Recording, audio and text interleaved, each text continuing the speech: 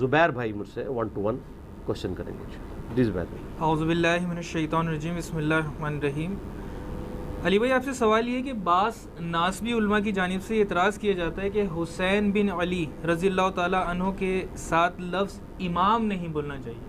اگر ہم یہ لفظ امام بولیں گے تو اس سے ہمیں شیعہ کا جو ایک عقیدہ ہے، عقیدہ امامت، اس کی بو آتی ہے. تو کیا ان کا یہ اعتراض درست ہے؟ ان کو یہ بو اس وقت کیوں نہیں آتی ہے جب یہ اپنے بزرگوں کو امام کہتے ہیں؟ امام احمد بریلوی کہتے ہیں بریلوی، امام ابن تیمیہ کہتے ہیں اہل حدیث. اس وقت ان کو یہ بو نہیں آ رہی ہوتی. اس طریقے سے دیوبندی بھی اپنے بزرگوں کے لیے امام کا لفظ استعمال کرتے ہیں. اگر کسی کا چہرہ سرخ ہے تو اپنا چہرہ پیٹ پیٹ کے سرخ نہیں کر لینا چاہیے. امام کا لفظ اگر اہل سنت یوز کرتے ہیں وہ ان معنوں میں نہیں کرتے. یہ لفظ چھوڑنے کے لیے آپ کو شرعی دلیل چاہیے کہ اس کی حرمت آ جائے. اس بنیاد پہ آپ خود ڈیسائیڈ کر دیں گے تو کریں، ٹھیک ہے. آپ امام بخاری کو بھی امام کہنا چھوڑ دیں، پھر امام حنیفہ کو بھی امام کہنا چھوڑیں. ادھر کیوں نہیں بو آ رہی؟ تو وہاں کہیں گے نہیں امام کا مطلب ہے ایکسپرٹ، تو فقہ کے ایکسپرٹ ہیں اس لیے ہم ان کو امام کہتے ہیں. امام بخاری حدیث کے ایکسپرٹ ہیں اس لیے ہم ان کو امام لیڈر سمجھتے ہیں اس فیلڈ میں. تو سر حسین تو اس فیلڈ کا ایکسپرٹ ہے جس کا ایکسپرٹ کوئی بھی نہیں ہے. لائے ہزاروں لوگ موجود ہیں، کامل الایمان موجود ہیں، لیکن فرنٹ سے ملوکیت کو کوئی بھی کنفرنٹ کرنے کے لیے تیار نہیں ہو رہا.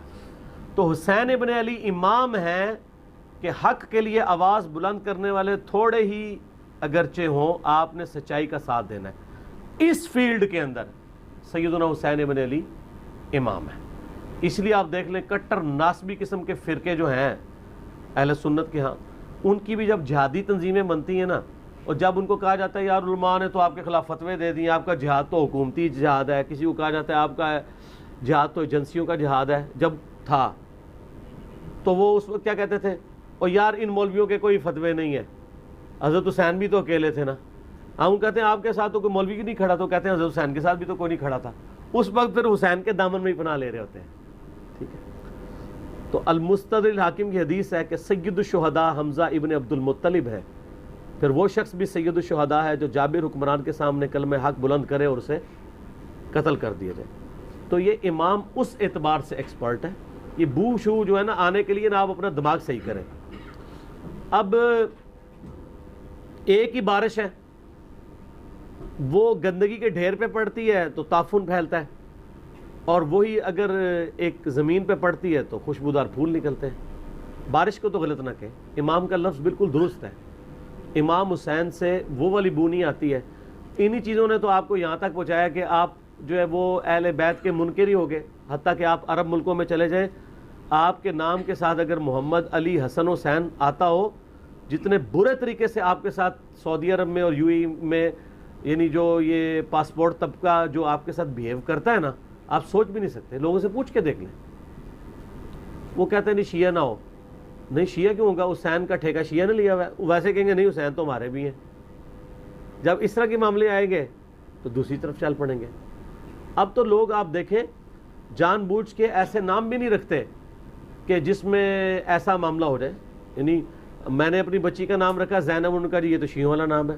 بھائی نبی علیہ السلام کی بیٹی کا نام زینب نہیں ہے، سیدنا علی کی بیٹی کا نام زینب ہے، تو حضرت علی کو آپ اون نہیں کرتے.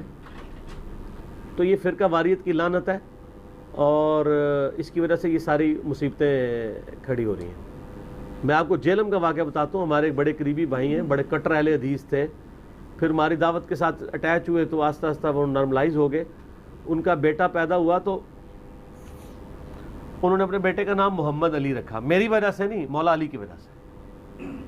تو وہ اتنا بڑا مولوی جہلم کا، فاضل مدینہ یونیورسٹی یا فارغ مدینہ یونیورسٹی، تو وہ مبارکباد دینے کے لیے گئے تو انہوں نے پوچھا کہ آپ نے اپنے بیٹے کا نام کیا رکھا ہے؟ تو انہوں نے کہا کہ جی محمد علی. اوہ ایکڑا نام رکھتا جی شیعہ والا. تو یہی تو ہم کہتے ہیں کہ مسئلہ یہ ہے کہ آپ اقراری نہیں ہیں. ہم کب کہتے ہیں آپ انکاری ہیں؟ ویسے آپ انکاری بھی ہیں. لیکن اقراری کوئی ہو جائے تو اس سے پھر فوراً نفرت کرتے ہیں. آپ مسجدوں کے نام دیکھیں ذرا کہ ایسے نام ڈیوائز کیے ہوئے ہیں کہ اس سے بو آ جائے کہ فرقہ کون سا ہے, ادھر ان کو بوئیں نہیں آتی ہیں. کیا بریلوی اپنی مسجد کا نام توحید نہیں رکھ سکتے؟ تو کس بریلوی کی مسجد کا نام مسجد توحید ہے؟ تو آپ بریلوی سے پوچھیے یار آپ توحید کو نہیں مانتے, کہیں گے مانتے ہیں, تو نام کیوں نہیں مسجد کا رکھتے؟ وہ کہتے ہیں وہابیوں والا نام ہے, بو آتی ہے. اے بو تو جواب میں دے رہے جی. اچھا اگر مسجد کا نام ہو بہار مدینہ تو کس فرقے کی ہوگی؟ تو اہل حدیث بہار مدینہ کو نہیں مانتے. بخاری مسلم میں حدیث ہے, اے اللہ ابراہیم نے مکے کو حرم بنایا تھا علیہ السلام, میں مدینے کو حرم بناتا ہوں, اے اللہ ہمارے دل میں مدینے کی محبت مکے کی طرح کر بلکہ اس سے بھی بڑھ کے کر دے. اے اللہ مکے مدینے کے مد میں, اس کے سا میں جو میئرنگ انسٹرومنٹس ہے اس میں برکت نازل فرما. تو مدینہ حرم نہیں ہے کیا؟ تو اہل حدیث کیوں نہیں بارے مدینہ؟ اور اگر مسجد کا نام ہو جامعہ مسجد مغیرہ ابن شعبہ, دیوبند کی ہوگی. کیوں؟ اس لیے کہ وہ اسپیسیفائی کرتے ہیں صحابہ کرام کے ناموں کو, اور اس میں بھی انہوں نے چن کے نام رکھے ہوئے ہیں. میرے آفس کے کلیگ ایک دفعہ میرے پاس آئے, مغیرہ ابن شعبہ کو کون جانتا ہے عام مسلمان؟ مولوی ٹائپ لوگ, عام مسلمانوں کو تو ابو بکر عمر عثمان و علی کا ہی پتہ ہے, یا عشرہ مبشرہ کا, یا ہماری وجہ سے میرے شام کا بھی تھوڑا بہت پتہ چل گیا, ورنہ عام بندوں کو تو چیدہ چیدہ صحابہ کے نام آتے ہیں. تو میرے آفس کے کلیگ مجھے آگے کہتے ہیں کہ یار وہ ہمارے محلے میں ایک مسجد ہے تو اس میں نا 4 نام تو مجھے سمجھ آتا ہے لکھے ہوئے ہیں, تو انہوں نے 3 نام اور بھی ساتھ لکھے ہوئے ہیں. میں نے کہا یہ 4 کے ساتھ تو 6 نام اور آ سکتے ہیں کہ عشرہ مبشرہ کی پوری گنتی ہو, جو ابو داؤد میں حدیث ہے, ابو بکر فی الجنہ, عمر فی الجنہ, عثمان فی الجنہ, علی فی الجنہ, طلحہ فی الجنہ, زبیر فی الجنہ, عبد الرحمن بن عوف فی الجنہ, سعد ابن ابی وقاص فی الجنہ, ابو عبیدہ ابن جرح فی الجنہ, اور سعید ابن زید فی الجنہ. 10 صحابہ. یہ کون سے 3 ہیں؟ تو کہتا ہے بڑے عجیب سے نام ہے. میں نے ان میں سے کہتا ہے مجھے ایک نام تو مجھے پتا ہے. میں نے کیا کہتے ہیں معاویہ ابن ابی سفیان. میں کیا اچھا منو پتہ لگ گیا باقی 2 کون ہوں گے. عمر ابن عاص, مغیرہ ابن شعبہ رضی اللہ عنہم اجمعین. جان بوجھ کے ایسے نام جس سے وہ کسی کو میسج دینا چاہ رہے ہوں. تو یہ حسین نام کے اوپر مسجدیں آپ کو بریلویوں کی تو اکا دکا مل جائیں گی, دیوبند میں بھی اکا دکا ملیں گی. اہل حدیث میں تو اب ایک پنڈی میں حسین بریلی مسجد انہوں نے بنائی ہے, ورنہ یہ نہیں رکھیں گے, اس طرح کے نام نہیں رکھیں گے جس سے وہ سمجھتے ہیں کہ کوئی بو آتی ہے. تو ان کی بو والی بیماری پرانی ہے, ان کو اپنے بابوں سے بو نہیں آتی ہے. امام ابن تیمیہ امام ہے, امام حسین اگر امام ہے تو کہتے ہیں شیعت کی بو آتی ہے. تو امام پھر آپ لوگوں کو انٹروڈیوس کروائیں کہ ہم امام کن معنوں میں امام مان رہے ہوتے ہیں. آپ اس لفظ سے چیڑ نہ کھائیں. ناک پہ اگر مکھی بیٹھ جاتی ہے تو ناک نہ کاٹیں, مکھی کو اڑائیں. کل کو کوئی شخص کہے گا مجھے بو آتی ہے اس حدیث سے کہ لوگ قبر پرستی کریں گے, صحیح مسلم کی, کہ قبروں پہ جاؤ تاکہ آخرت کی یاد آئے.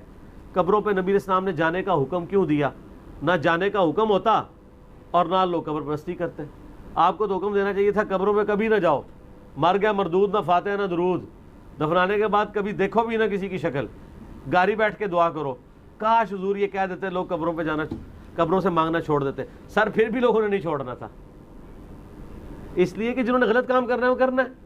صحیح مسلم میں حدیث ان لوگوں کو نہیں پتا کہ قبروں پہ مارتے مت بناؤ. تو جو بنا رہے ہیں وہ رک گئے ہیں کیا بنانے سے؟ اور جو ماننے والے ہیں کیا وہ بنا رہے ہیں؟ نہیں. تو یہ بو وغیرہ اپنے پاس ہی رکھیں. تو علی بھائی اگر کوئی بو کی بات کرے تو اس کو یہ بولیں کہ ہمیں تو حسین کے جب اور ان کے ساتھیوں کے خون کی خوشبو آتی ہے. تو یہ جواب کیسے؟ ہاں ٹھیک ہے, دیں. ایک جذباتی جواب ہے.